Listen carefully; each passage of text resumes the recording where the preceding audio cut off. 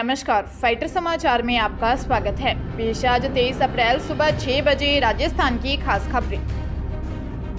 राजस्थान कर्मचारी चयन बोर्ड की ओर से आयोजित अध्यापक भर्ती 2022 के परिणाम के लिए अभी और इंतजार करना होगा।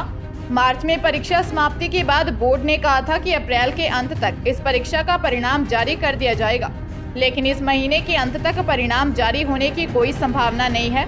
प्रारंभिक आंसर की जारी होने के बाद मिली आपत्तियों की संख्या के कारण परिणाम जारी करने का गणित गड़बड़ा गया है, इसीलिए अब इस भर्ती का परिणाम मई में जारी होगा। बोर्ड की ओर से 48,000 पदों के लिए अध्यापक भर्ती परीक्षा का आयोजन 25 फरवरी से 1 मार्च तक किया गया था। इसमें 9.65 लाख अभ्यर्थियों में से 9 लाख अभ्यर्थी उपस्थित हुए थे। आंसर की जारी होने के बाद अभ्यर्थियों ने सवालों को लेकर जो आपत्तियां लगाई, उनकी संख्या को देखकर बोर्ड के अधिकारी भी हैरान रह गए। लेवल 1 व लेवल 2 में कुल मिलाकर 77,939 आपत्तियां दर्ज की गई हैं। अब इतनी बड़ी संख्या में आपत्तियां आने से बोर्ड के सामने अप्रैल के अंत तक परिणाम जारी करने का संकट खड़ा हो गया। मुस्लिम समाज का पर्व ईद उल फितर हर्षोल्लास के साथ मनाया गया। मुस्लिम समुदाय के लोगों ने ईदगाह में इकट्ठे होकर सफ बनाकर नमाज पढ़ी, सिर पर टोपी और सफेद कुर्ता पैजामा पहना और इत्र की हल्की खुशबू लगाकर ईदगाह में निर्धारित समय पर पहुंचे और वुजू किया।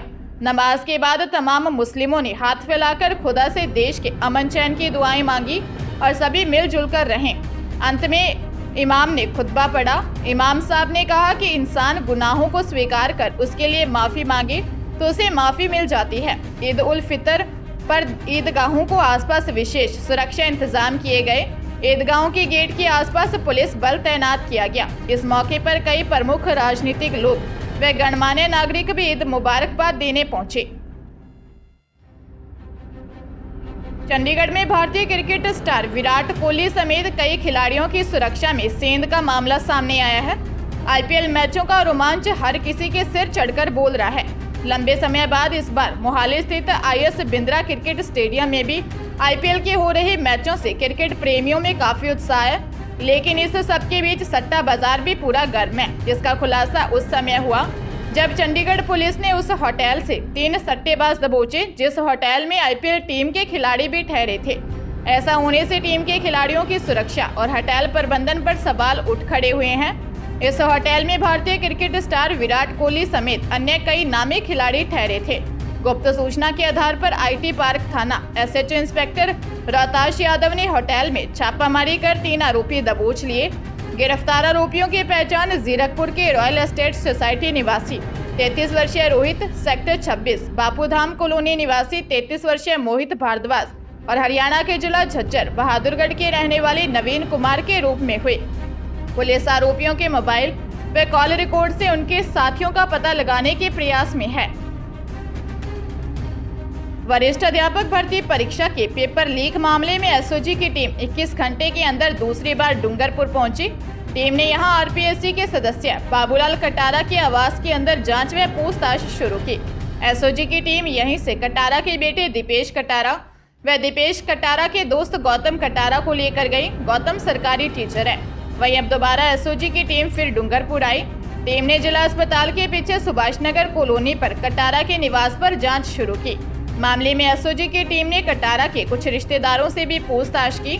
पेपर लीक मामले में एसओजी ने बाबूलाल कटारा, उसके भांजे डूंगरपुर निवासी विजय कुमार और ड्राइवर गोपाल सिंह और पूर्व में मुख्य आरोपी गिरफ्तार शेर सिंह मीना की गिरफ्तार कर चुकी है।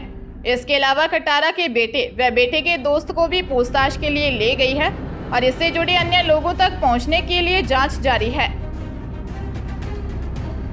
जैसलमेर जिले के रामदेवरा में पैदल चल रहे श्रद्धालु को अज्ञात वाहन ने टक्कर मार दी, जिससे उसकी मौत हो गई।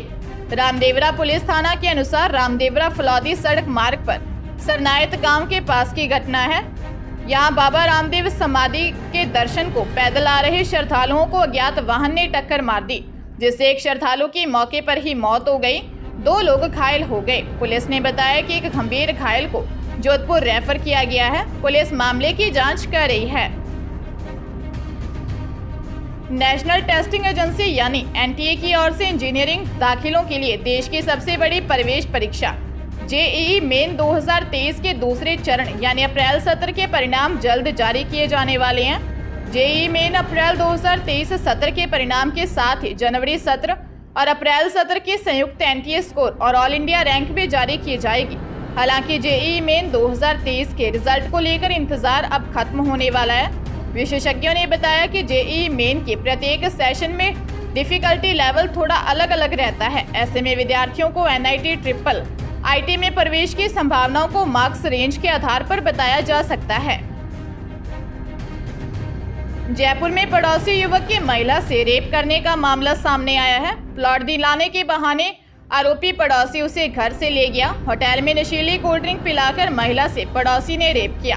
विरोध करने पर जान से मारने की धमकी दी। चोमू थाने में 35 साल की महिला ने दी शिकायत में बताया कि उसको प्लॉट खरीदना था। आरोपी ने उसे प्लॉट दिलाने का झांसा दिया।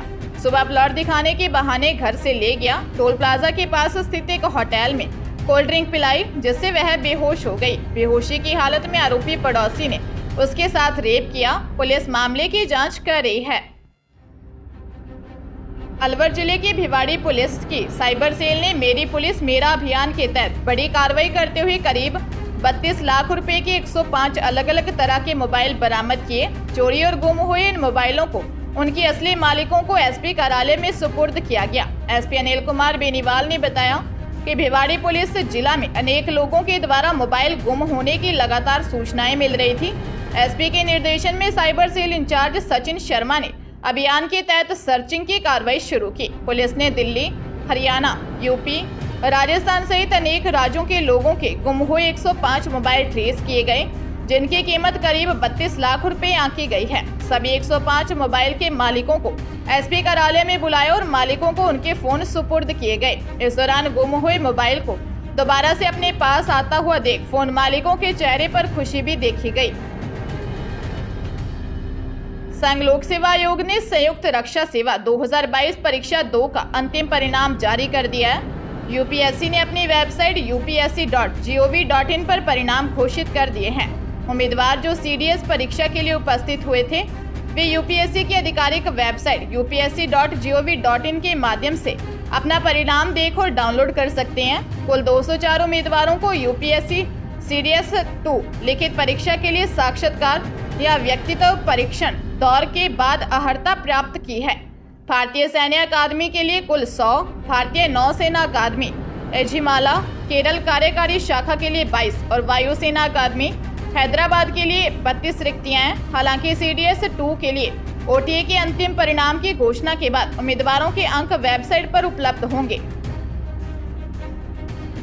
दौसा जिले की मानपुर पुलिस ने कस्बा सीकराय स्थित एसबीआई बैंक के एटीएम को उखाड़कर ले जाने वाले अंतर्राज्यीय एटीएम लूट गैंग के एक शातिर बदमाश को गिरफ्तार किया है। उससे सीकराय से उखाड़ा गया एटीएम और एक अन्य एटीएम बरामद किया है। एसपी संजीव नैन ने बताया कि 16 नवंबर 2022 की रात मानपुर थाना अंतर्गत कस्बा सीकराय स्थित एसबीआई के एटीएम को कुछ अज्ञात बदमाश एक बोलेरो कैंपर गाड़ी से उखाड़ कर ले गए। घटना में अनुसंधान के दौरान एसएचओ सीताराम सैनी द्वारा 2 अभियुक्तों को गिरफ्तार कर घटना में प्रयोग ली गई पिकअप गाड़ी, एक सप्पल, एक देशी पिस्टल व 3 जिंदा कारतूस बरामद किए थे। पुलिस ने फरार चल रहे आरोपी 26 वर्षीय तेजपाल सिंह उर्फ कालू निवासी सीकर को गिरफ्तार कर उसकी निशानदेही पर लूटा गया एटीएम व एक अन्य एटीएम बरामद किया है।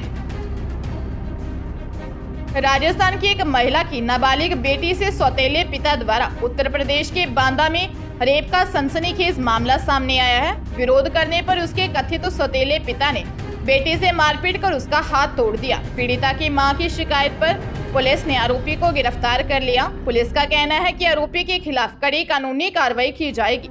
मामला बबेरू कोतवाली के एक गांव का है। यहां के रहने वाले अधेड़ उम्र के व्यक्ति ने डेटिंग ऐप से राजस्थान की एक महिला से दोस्ती की। महिला को पहले से ही एक नाबालिग बेटी थी। इसके बाद करीब 1 साल से महिला और शख्स पति पत्नी बनकर बांदा में रहने लगे। इसी बीच रात को कथित पति ने उसकी नाबालिग बेटी के साथ रेप किया। विरोध करने पर उसका हाथ तोड़ दिया। इसके बाद महिला थाने जाकर पति की शिकायत की।